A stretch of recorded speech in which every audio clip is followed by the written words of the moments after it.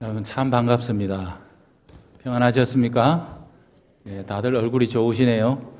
예, 우리 옆에 계신 분들하고 15초 동안 준비한 잊지 못할 인사를 나누시겠습니다.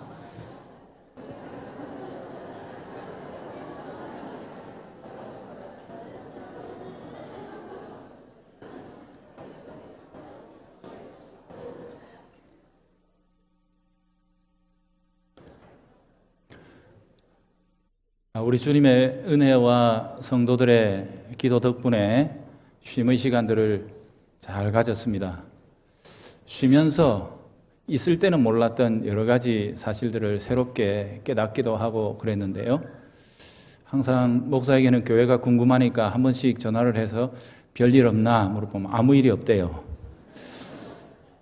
제가 기분이 좋았을까요? 나빴을까요? 좋기는 한데 뭔가 좀 섭섭하더라고요. 내가 없어도 잘 돌아간다는데 이게 뭔가 죄인입니다. 죄인이라서 내가 없으면 잘 안 돼야 되는데 그래 내 뭐 좀 주가가 올라가고 이래야 되는데 하는 뭐 그런 죄인이거든요. 죄인에게는 누구나 다 그런 마음이 있습니다. 그러나 교회는 잘 돌아가고 지금 보니까 저보다 훨씬 더 말씀을 잘 풀어서 가르치는 우리 동력자들이 있어서 우리 성도들의 영혼이 지금 영양분이 잔뜩 올라온 것 같습니다. 여러분 제가 우스개처럼 시작했지만 이건 아주 중요한 진리를 말씀드리고 있습니다. 하나님의 교회는 하나님만 계시면 다 있는 겁니다. 그 어떤 인간도 감히 주의 교회 안에서 내가 없으면 이라는 전제를 달 수 없습니다. 그것은 과대망상이고 심각한 교만입니다. 주님의 교회라면 주님만 계시면 모든 것이 있는 것입니다.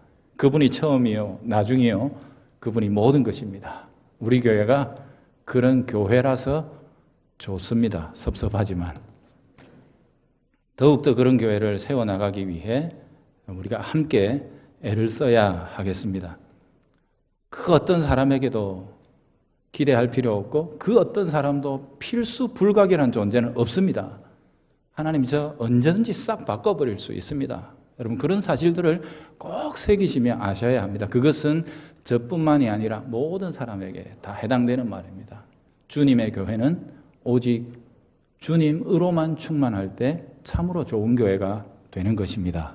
이런 사실들을 떠나 있으면서 비로소 하나 알게 된 거고요. 두 번째 또 하나는 이 교회를 떠나 있으니까 주일날이 제일 괴롭다는 사실을 알게 됐습니다. 도대체 어느 교회에서 예배를 드릴 것인가? 너무너무 괴로웠습니다. 알지도 못하고 전혀 친밀하지도 않은 사람들 속에 섞여서 주일이라는 게 그저 단 1시간의 예배로 모든 내 영적인 행사들이 맞춰지는 것 같은 이것은 너무도 허전하고 허무할 수밖에 없었습니다. 그러면서 우리 교회가 있다는 것, 내가 마음을 담고 함께 부대끼며 교제할 영적 가족이 있다는 것, 그것이 얼마나 큰 행복이고 복인가, 이 사실을 알게 됐습니다. 여러분 차라리 상처를 입어도 교제하셔야 됩니다. 내가 너무너무 손해보는 것 같고 사사건건 뭔가 억울한 마음이 내 마음에 들더라도 교회 공동체에 섞여 있어야 됩니다. 그 사실을 너무도 뼈저리게 느꼈고요. 주일이요, 그냥 1시간 예배드리고 뭐 교제할 때도 없고 뭐 그러다 보니까요 너무 이상하게 흘러가 버려요. 분명히 예배드리는 1시간 동안은 주일인 것 같고 교회 온 것 같고 예수 믿는 것 같고 그랬는데 그 나머지 시간, 제가 목사로서 여기에서 봉사할 때는 하루 종일 교회에 매여가지고 이렇게 있었죠, 그죠? 그랬는데 주일에 이 공백이 생기다 보니까 그 사이에 참 재밌는 거 많더구만요. TV도 재밌고 재밌는 영화도 많이 하고 이런저런 문화 행사들도 많고 하여간 우리의 육체와 우리의 삶에 재미를 줄 수 있는 것들이 많다는 사실을 알게 됐습니다. 그러면서 정말로 심각한 형편에 우리 성도들이 살아가고 있다는 사실을 알게 됐습니다. 우리가 주일을 온전한 예배와 교제와 섬김과 봉사로 채워나가지 않으면 오늘이 주일이라는 의식은 요 1시간 지나면 순식간에 사라져버립니다. 여러분, 위기입니다. 그러니 어떻게 이 주일날 우리가 올려드리는 예배를 한 주간 내내 그 능력을 지속시키며 머금고 살아갈 수 있다고 자신할 수 있겠습니까? 저는 그럴 수 있을 줄 알았는데 목사인 제가 이 한 몇 주간 그렇게 살아보니까 안 됩니다. 제가 안 돼요. 항상 말씀에 짓눌리듯이 생각하고 고민하고 말씀 전하는 것 때문에 늘 생각하고 목사의 마음에는 항상 교회가 들어있는데도 불구하고 떠나서 잠깐 그렇게 지내보니까 단 몇 주간 만에 제 마음이 그렇게 쉽게 흐트러지고 느슨해진다는 사실을 발견했습니다. 우리 성도들은 오죽할까요? 그래서 진심으로 여러분 사랑하는 마음으로 우리 성도들에게 권면합니다. 온전한 주일 보내시고 힘들어도 교제하시고 봉사하시고 예수 믿으시려면 제대로 믿으십시오. 만약 주일날 와가지고 딱 한 번 예배 드리고 돌아가는데 예수 믿는데 아무 지장 없는 것 같고 내 삶에 아무런 위기의식도 느껴지지 않는다면 여러분 심각한 상태에 있는 겁니다. 아니올시다. 그렇게 되지 않습니다. 그래서 우리는 매일마다 순간마다 믿음의 교제들과 엮여 있어야 하고 주님의 말씀으로 섬기고 사귀며 기도하고 봉사하는 거룩한 은혜의 교제 가운데 머물러 있어야만 합니다. 그래야 제대로 된 신앙생활을 할 수 있습니다.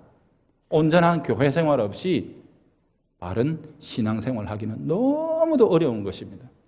대충 수준을 확 떨어뜨려 놓고 야, 교회라는 게 그런 거지 뭐 신앙이라는 게 그런 거지 뭐 그저 주일날 한번 잠깐 발 담그고 오는 그게 신앙생활 전부인 줄 알면 여러분 그저 무슨 서류 적을 때 종교하면 나는 기독교라 적는다 하지만 예수 진짜로 믿는 사람 아닐 가능성이 많아요.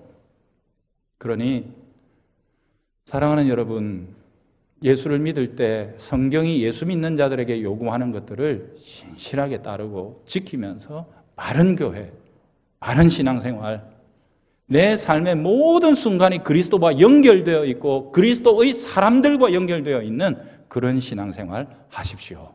그게 바릅니다. 그게 주님 앞에 갔을 때 칭찬받습니다. 자, 이런 사실들을 깨닫고 와서 내가 이제 돌아가면 우리 성도들과 함께 예배드리는 이 한 시간, 적어도 이 한 시간의 감동과 은혜가 주님의 거룩한 임재의 능력이 우리 성도들의 삶을 꽉 붙들 수 있는 그런 예배를 드리도록 온 마음을 다해 예배를 드려야 되겠다 하는 생각을 했고, 둘째로는 우리 교회 성도들이 단 한 사람도 믿음의 관계, 사랑의 교제의 그물망에서 벗어나 홀로 외톨이처럼 살아가는 사람이 없도록 해야겠다. 이 사실을 깨닫게 됐습니다. 이 교회에 다니면서 봉사도 없고 교제도 없고 그렇게 살아가려고 생각하신다면 교회를 떠나십시오. 내 마음을 다해서 교제하고 싶은 교회를 찾으세요. 여러분, 제가 이거는 뭐 뻗팅기는 게 아니고 사랑으로 권면하는 겁니다. 그거 없이 진정한 신앙생활 안 됩니다. 상처를 입더라도 교제가 있어야 되고요.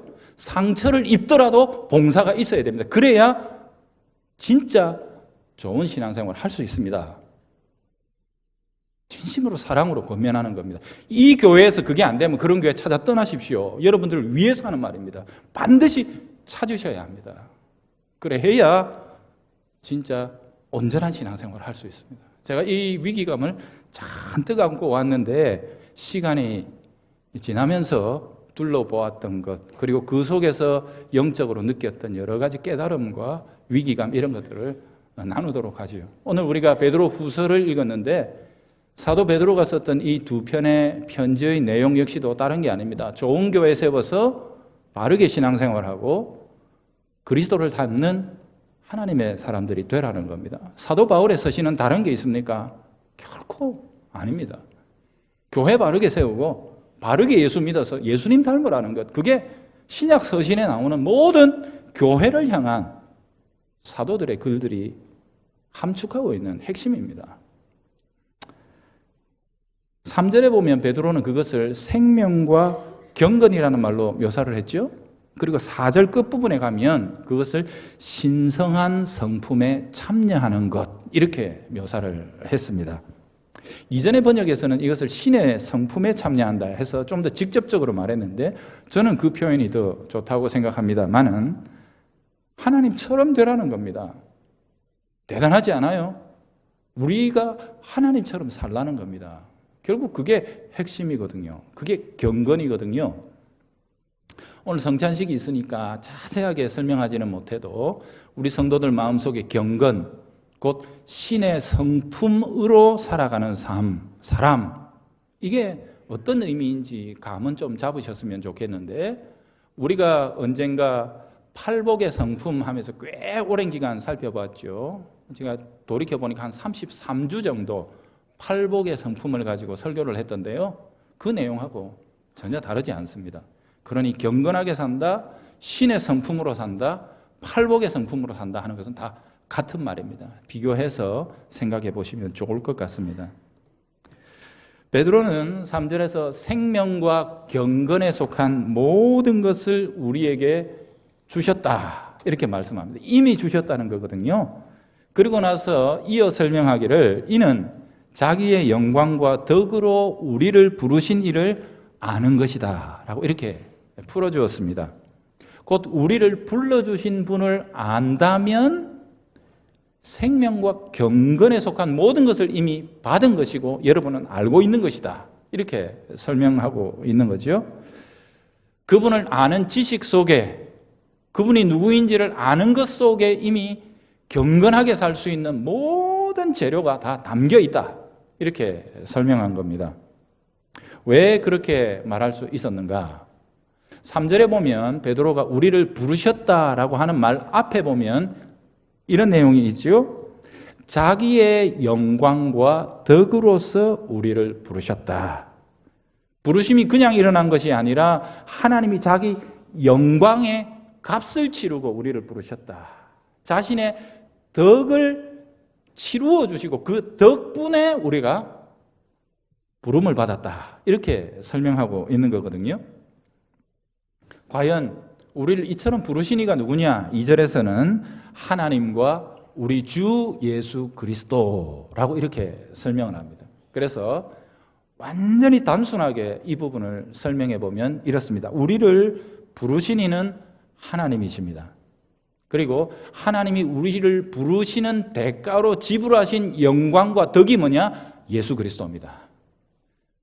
하나님이 나를 부르시기 위해, 우리를 자기 생명 안으로 불러들이시기 위해 지불하신 영광이 뭐냐? 아들의 영광입니다. 성자께서 그 영원하고 높으신 하늘의 영광을 버리고 죄인의 형상으로 오시고 죄인의 모양으로 죽기까지 복종하셨습니다. 아들이 그 영광을 버림으로 우리를 부르실 수 있었습니다. 아들이 그 영광을 버리는 일에서 나타난 아들의 덕이 뭐냐? 겸손과 온유입니다. 빌립보서 2장 5절, 더 이상 설명 안 해도 되겠지요.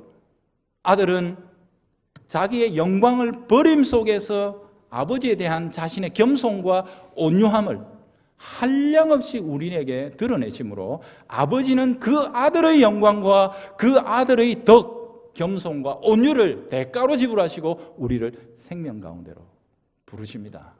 이 내용이 여기에 담겨 있었어요.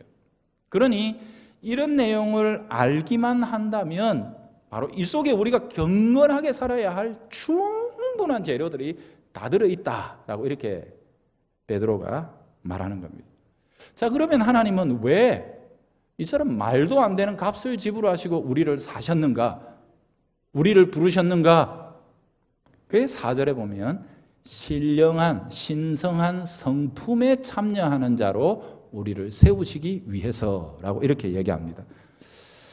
그런데 한 걸음 더 나가서 4절 앞부분에 보면 이것을 하나님이 우리에게 의무로 부과한 것은 아니다라고 해설을 해줍니다. 즉, 내가 너를 이렇게 엄청난 값을 지불하고 생명으로 불러주었으니까 잘 살아봐 하고 우리에게 맡겨두신 것이 아니라 우리가 잘 살아서 경건한 삶을 이루게 되는 그것을 우리의 숙제가 아니라 하나님의 약속으로 주셨다 이랍니다.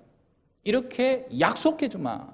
생명도 주시고 약속도 주심으로 우리를 경건하게 만들어 나가신다라고 이렇게 설명합니다. 세상 정욕을 버리고 신의 성품에 참여해서 말하는 것이나 행동하는 것이나 모든 열매 맺는 것 속에서 신의 냄새가 나는 자들로 우리를 만드신다는 거예요. 여러분, 도대체 우리가 어느 수준으로 부름받은 줄 아세요? 세상 사람들이 볼 때 저 사람 정말 훌륭해, 닮고 싶어 이러면 우리는 탈락이에요. 뭐라고요? 신의 성품이 나타나야 되는 거니까 이건 세상에 없는 거야.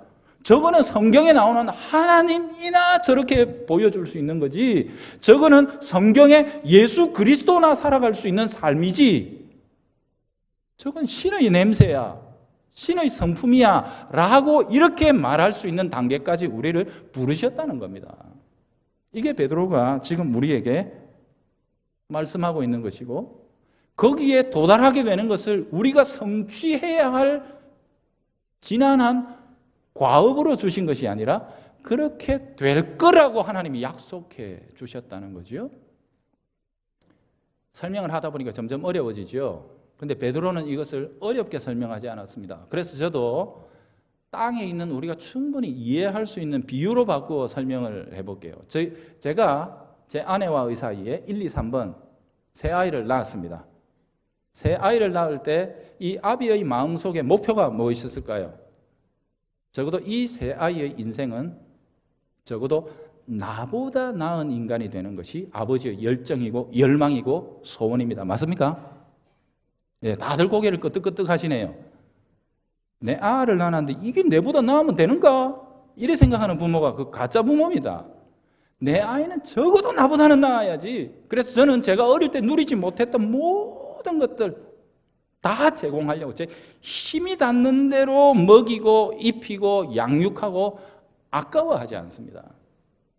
제가 음악을 좋아하는데 저는 어릴 때 피아노 있는 줄도 모르고 살았습니다. 근데 그 아이들에게 적어도 나보다 나은 인간이 되는데 필요한 것들을 한 번도 아까워해 본 적이 없습니다. 그게 부모의 마음입니다. 그렇기 때문에 제 아이로 태어났다는 사실은 자기가 원하든 원하지 않든 아버지의 마음속에는 이미 너는 나보다 나은 인간이 돼야 해라는 것을 약속으로 준 셈입니다. 맞습니까? 그 일을 위해서 아버지가 가만히 있겠습니까? 지 마음대로 사는 건 놔두겠습니까? 아프게 되는 것, 배 굶게 되는 것 아버지가 놔두겠습니까? 아니요, 아버지가 먹입니다. 더 적나라한 표현은 어릴 때 엄마가 젖을 먹이지요. 젖은 뭡니까? 엄마의 몸을 녹여서 먹이는 것 아닙니까? 이게 부모입니다. 엄마의 생명을 그대로 녹여서 젖으로 아이에게 먹임으로 그 아이가 양육받는 것 아닙니까? 이게 이 땅에서도 부모와 자식 간에 일어나는 일입니다. 적어도 부모가 생명으로 그를 불렀다면 부모의 마음속에는 이와 같은 열정과 소망과 기대가 약속의 형태로 있는 겁니다.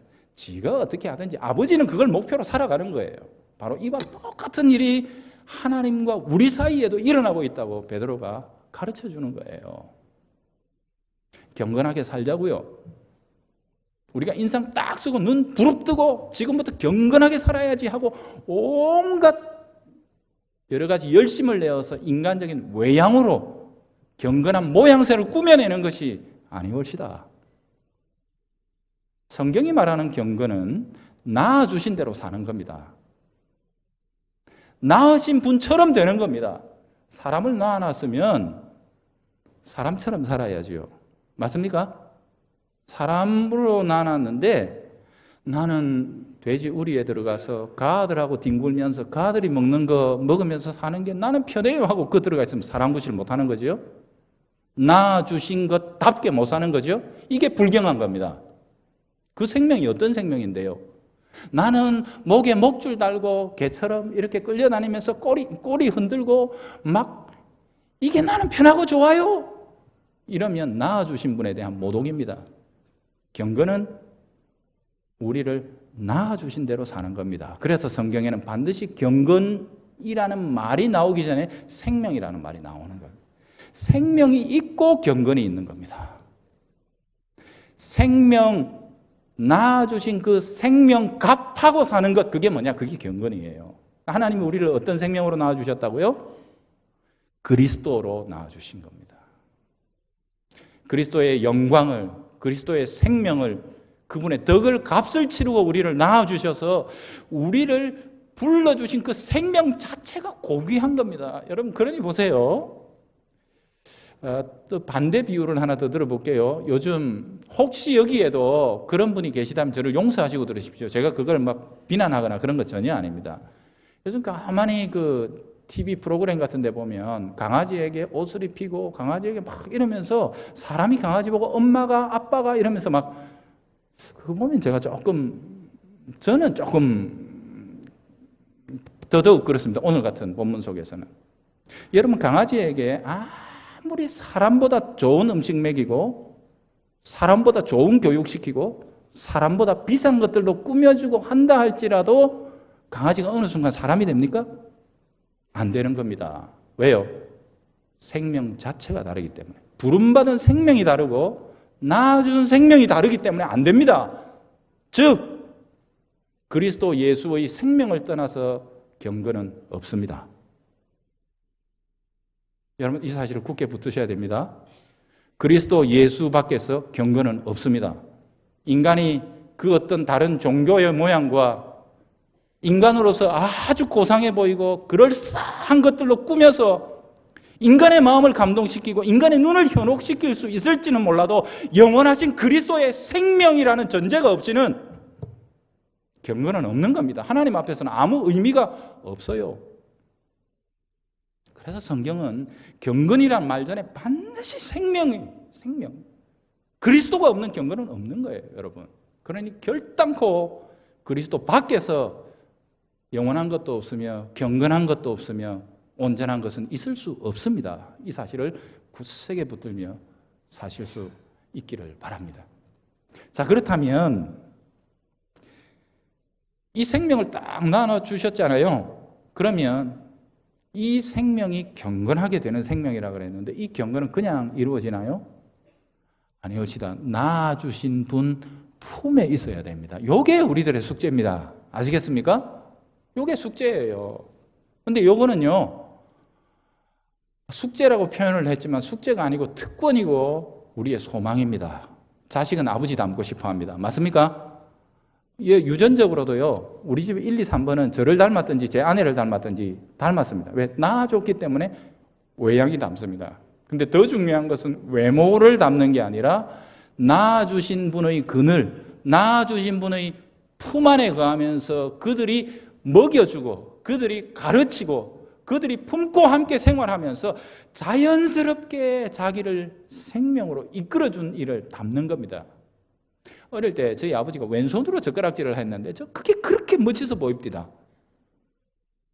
저도 막 해보려고 그러면 뒤통수 한 대 맞죠. 그때는 오른손으로 꼭 써야 된다고 그러더라고요, 제 어릴 때. 그렇죠? 여러분 그렇잖아요. 근데 아버지가 왼손으로 쓰니까 나도 쓰고 싶은 거예요. 아버지 닮고 싶은 거거든요. 그 소원이 자녀에게 없습니까? 자연스러운 겁니다.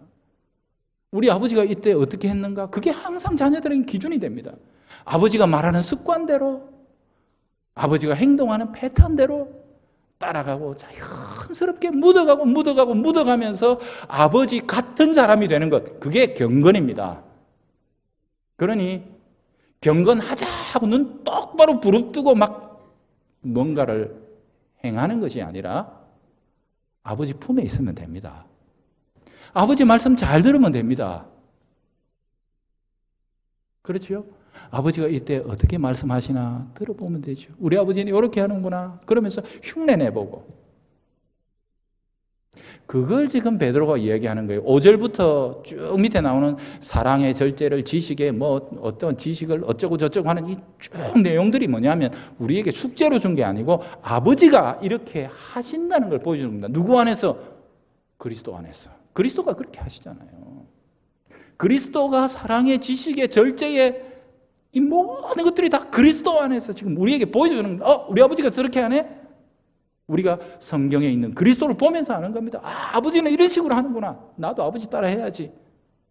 그러면서 내 스타일을 내려놓고 아버지처럼 하려고 몸부림치고 애쓰는 겁니다. 그게 경건입니다. 그렇게 하면서 점점 경건하게 되어가는 겁니다. 그러므로 아버지를 아는 자는 이미 경건하게 될 수 있는 모든 자격과 필요들을 아버지 안에서 다 받은 겁니다. 하나님처럼만 되면 좋은 거 아니에요? 예수님처럼만 되면 좋은 거 아닙니까?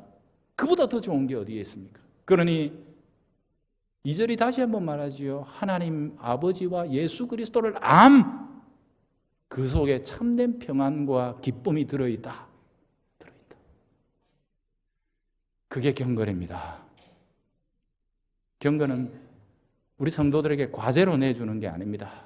이번 주에 기도 10번 하고 선행 몇 번 하고 헌금 얼마 하고 어쩌고 저쩌고 하는 막 율법적 과제로서 여러분들에게 던지는 게 아니라 아버지 곁에 계시라고, 아버지를 좀 쳐다보라고, 옆집 아저씨 따라 하지 말고 아버지 따라 하라고, 시선 엉뚱한 데 두지 말고 우리 아버지 따라 하라고.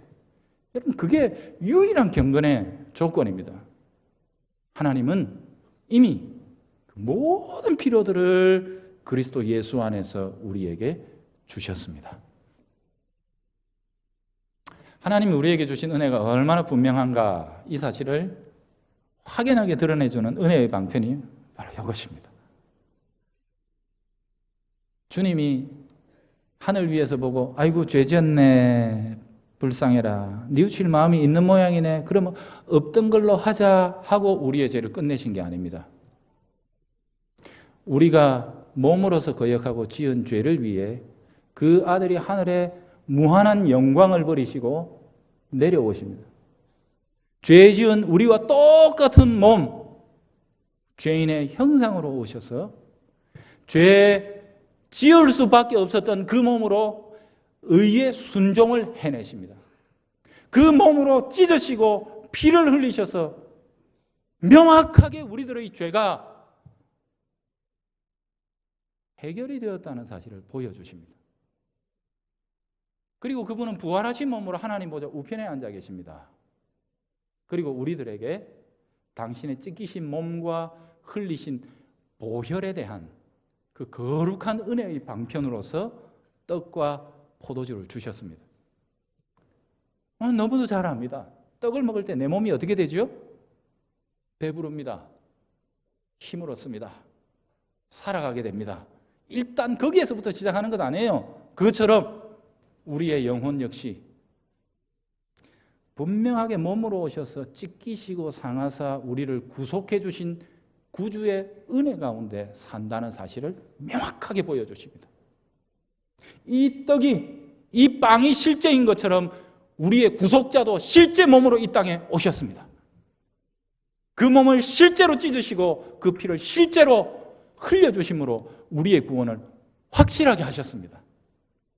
그 사실을 잊지 말라고 하늘에 계신 그리스도가 우리에게 보배롭고 은혜로운 방편으로 떡과 잔을 주셨습니다.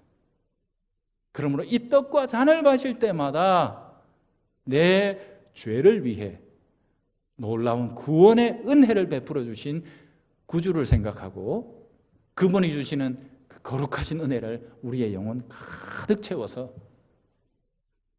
마음속 깊은 곳에서부터 먹여주시는 이, 가르쳐주시는 이, 양육해주시는 우리 아버지를 따라하고 아버지를 바라보고 아버지를 흉내내는 경건한 자로 살아갈 수 있게 하셨습니다. 말씀을 주시고 떡과 잔을 주시는 주의 은혜가 중단되지 아니하므로 우리는 반드시 그분의 품 안에서, 그분의 양육 안에서 거룩한 자로, 경건한 자로 세워지게 될 것입니다. 이것이 그분이 주시는 그 보배롭고 지극히 큰 약속입니다. 기도하겠습니다. 주님, 우리를 위한 보배로운 구원을 베풀어 주시고 그 구원이 우리 안에서 더욱 풍성하고 완전하게 하시기 위해 하늘 보좌 우편에 계신 주께서 이 시간 우리에게 말씀과 함께 떡과 잔을 통해 은혜를 새롭게 끼쳐주심을 감사합니다. 받는 이들마다 주 안에서 거룩한 열정과 깨달음을 얻게 하시고 우리에게 주시는 은혜를 힘입어 하나님을 닮아가는 신령한 하나님의 자녀들이 되게 하여 주옵소서. 예수님의 이름으로 기도합니다.